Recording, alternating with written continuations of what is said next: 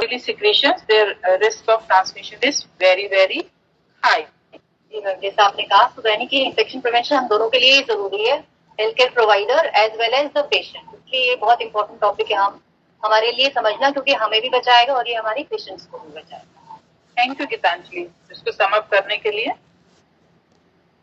अब जहां तक कि हमें बात करनी है कि हमें इन्फेक्शन को क्यों प्रिवेंट करना चाहिए, उसमें पहले आता है कि हम जो भी प्रोसीजर, चाहे छोटे से छोटे या बड़े से बड़ा, इवन अगर आपका कोई इंसिजन को आप स्टिच कर रहे हैं या कोई बड़ा प्रोसीजर कर रहे हैं, कोई डिलीवरी हो रही है या कोई कट को आप वुंड को आप कर रहे हैं, तो उसमें अगर उसका डिब्राइडमेंट या कोई कर रहे हैं तो उसके बाद भी पोस्ट प्रोसीजर इन्फेक्शन को प्रिवेंट करना है, क्योंकि जो हमारे स्किन पे बहुत सारे इन्फेक्शन हो सकते हैं, हेल्थ केयर प्रोवाइडर से आ सकता है, हमारे इन्फेक्टेड इक्विपमेंट से ऑर्गेनिजम्स हमारे क्लीन सर्जिकल साइट में उनको एक्सेस मिल सकती है, उससे हमारे जो प्रोसीजर साइट पे इन्फेक्शन हो सकता है। उससे क्या होगा कि एक तो पेशेंट को मॉर्बिडिटी बढ़ेगी, इन्फेक्शन होगा, उससे लॉन्ग हॉस्पिटल स्टे हो सकता है, दवाइयों का खर्चा ज्यादा आ सकता है।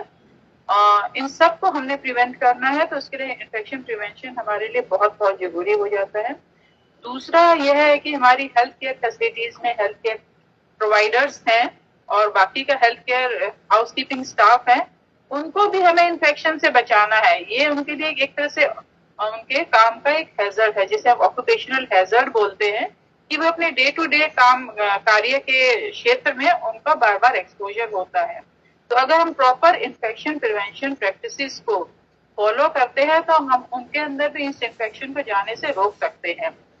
तीसरा क्या है कि जब जो हमारे हेल्थ केयर फैसिलिटीज में हमें पता है कि इन्फेक्टेड मटेरियल होता है, पेशेंट्स होते हैं जिनके अंदर ऑर्गेनिजम्स होते हैं, वहां से इन्फेक्शन हमारी जनरल कम्युनिटी को भी जा सकता है। तो उसी तरह हमने उस कम्युनिटी को भी बचाना है, जो आसपास के हेल्दी लोग जो हमारे आसपास जो रह रहे हैं, उनको भी इन्फेक्शन गेन करने से हमें बचाना है। और जैसा कि मैं पहले बोल चुकी हूँ, हमारे जब हम बात करते हैं तो ये हमारी कॉस्ट ऑफ हेल्थ केयर को भी कम करता है। जैसे कि हमने सबने सुना है कि prevention is better than cure, तो वही प्रिंसिपल इन्फेक्शन प्रिवेंशन पे भी लागू होता है। अब जैसे कि हम देखना चाहेंगे कि इन्फेक्शन कैसे होता है, तो अगर आप देखेंगे कि चेन की तरह दिख रहा है, एजेंट क्या है, अगर आप देखेंगे इस तस्वीर के ऊपर के राइट हैंड साइड में ऊपर के हिस्से में एजेंट लिखा है, वो एजेंट क्या है, वो हमारा इन्फेक्शियस एजेंट है। वो बैक्टीरिया भी हो सकता है, वो वायरस भी हो सकता है, वो फंगस भी हो सकती है।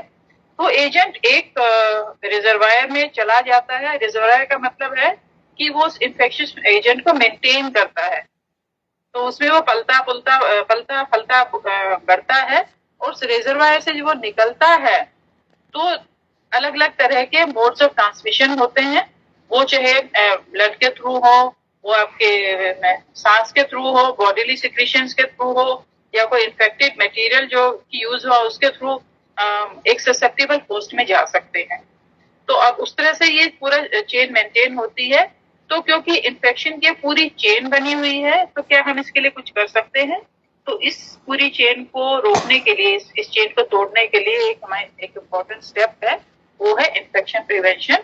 और वो इन्फेक्शन प्रिवेंशन का स्टेप हमें transmission of infective organisms to susceptible host को जाने से रोकने में मदद करता है।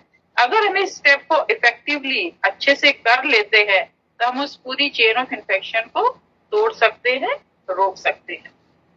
जैसा पता हमें समझ में आया कि मतलब कितना सिंपल स्टेप है। सिर्फ अगर हम इस मोड ऑफ ट्रांसमिशन को अगर हम रोक लेते हैं तो हम इन्फेक्शन को प्रिवेंट कर सकते हैं, सब विदाउट गिविंग एनी इन्फेक्शन। के लिए हमें कोई एंटी माइक्रोबियल्स नहीं देने पड़ेंगे, कोई एंटीबायोटिक्स नहीं देने पड़ेंगे। और अभी हम देखेंगे आगे की स्लाइड्स में कितना सिंपल है इस चीज को करना, जिसमें कोई खर्चा नहीं है। सिर्फ हमारी इंटेंशन होनी चाहिए कि हमें ये करना है, और हमें नॉलेज होनी चाहिए कि कैसे करना है। तो यही हम आगे की स्लाइड्स में देखेंगे। तो देखिए कितना सिंपल है ये, और हम देखते हैं आगे कैसे करेंगे। अभी जैसे कि हमें इन्फेक्शन का तो पता चल गया, लेकिन अभी हमें ये भी जानने की जरूरत है कि इन्फेक्शन कहाँ से आ सकता है। तो उन सोर्सेज के बारे में जानने के लिए, जैसे वो कौन हो सकते हैं, वो हमारे हेल्थ केयर सेटअप में जो डॉक्टर्स हो, नर्सेज हो, हमारे हाउसकीपिंग स्टाफ हो, पैरामेडिकल स्टाफ हो, उनमें से कोई भी एक सोर्स ऑफ इन्फेक्शन हो सकता है। दूसरे पेशेंट जो हेल्थ केयर फैसिलिटीज में है, वो भी दूसरे पेशेंट्स को इन्फेक्शन दे सकते हैं।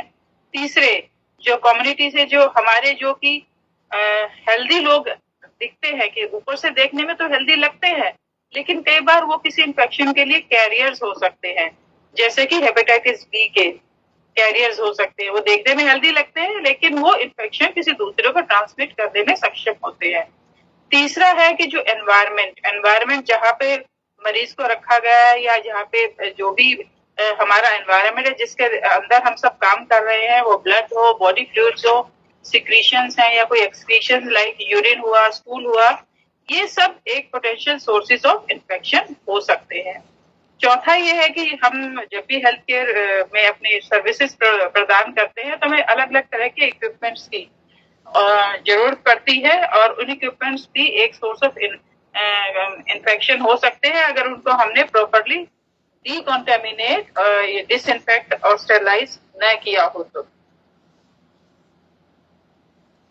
अब जहां तक कि प्रिवेंशन ऑफ इन्फेक्शन की बात आती है, हम बेसिक प्रिंसिपल्स को समझना चाहेंगे कि जब हमें इन्फेक्शन प्रिवेंशन की बात करनी है तो प्रिंसिपल्स क्या हैं। सबसे पहली बात तो हमें ये मानना है कि जो भी वस्तुएं मरीज के या जिसको भी आप अपनी सेवाएं प्रदान कर रहे हैं, जो हेल्थ फैसिलिटी में हो, हेल्थ फैसिलिटी से बाहर कम्युनिटी में हो, चाहे कोई भी हो, जिनको भी आप अपनी सेवाएं प्रदान कर रहे हैं, तो जो भी ऑब्जेक्ट या वस्तुएं उस व्यक्ति के सीधे कांटेक्ट में आती हैं, उनको हमें मानना है कि वो पोटेंशियली कंटेमिनेटेड हैं, यानी कि वो कंटेमिनेशन से संभावित वस्तुएं हैं। तो ये एक हमारा बेसिक प्रिंसिपल 1 है। दूसरा प्रिंसिपल ये है कि हर व्यक्ति, चाहे वो व्यक्ति कौन हो सकता है, वो कम्युनिटी का मेंबर हो सकता है, वो कोई दूसरा पेशेंट हो सकता है, वो कोई हेल्थ केयर स्टाफ हो सकता है, यानी कि पेशेंट के अलावा दूसरा कोई भी व्यक्ति, उसको पोटेंशियली इन्फेक्शियस यानी कि संभावित इन्फेक्शियस माना जाना चाहिए। तो दूसरा हमारा इंपॉर्टेंट प्रिंसिपल यह है। तीसरी बात यह है कि जो चीजें हम हेल्थ केयर फैसिलिटी में, जो भी वस्तुओं का हम उपयोग करते हैं, उनके उपयोग के बाद उनको हमें डिस्पोज करना, यानी कि उनको हमने हटाना है।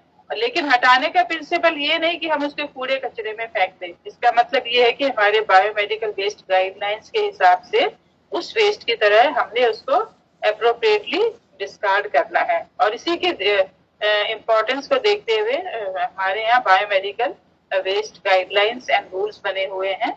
अगर वो वस्तु रीयूजेबल है, तो उसके फर्दर ट्रांसमिशन को हमने कैसे प्रिवेंट करना है, कि यानी हमने कोई चीज यूज की और उसको हमने दोबारा यूज करना है अगले मरीज के लिए, तो उसके लिए हम क्या करेंगे, हम उसके ट्रांसमिशन ऑफ जो कि पोटेंशियल इन्फेक्टिव एजेंट पिछले मरीज से हो सकता आया हुआ है और वो दूसरे मरीज तक ना पहुंचे, तो उसके लिए हम क्या करेंगे, एक हम प्रोसेस करते हैं जिसमें हम करते हैं डिकॉन्टेमिनेशन, क्लीनिंग, डिसइंफेक्शन एंड स्टरलाइजेशन, जिसके बारे में हम इस प्रेजेंटेशन में बाद में इसके बारे में डिटेल में बात करेंगे। कितने ही सुंदर तरीके से मैम ने बताया है कि क्या प्रिंसिपल्स है प्रिवेंशन